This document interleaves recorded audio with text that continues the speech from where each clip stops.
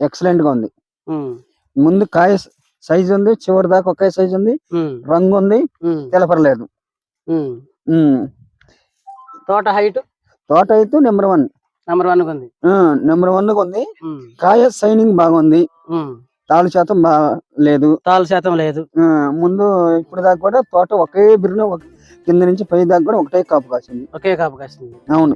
అప్పుడు కళ్ళంలో కాయలు చూసారు, కళ్ళలో కాయలు కోసిన కాయలు వాటిని బట్టే కదా చదువుతుంది. ఆ, పూర్వం కాలంలో ఆ, నాటెత్తిన బుచ్చిపాలం టైప్ ఉంది, ఆహా. దానికంటే ఎక్కువ సైనింగ్ ఉంది. దానికంటే ఎక్కువ షైనింగ్ ఉంది. అవును. ఉమ్, ఈ మార్కెట్ లో కూడా ఉమ్.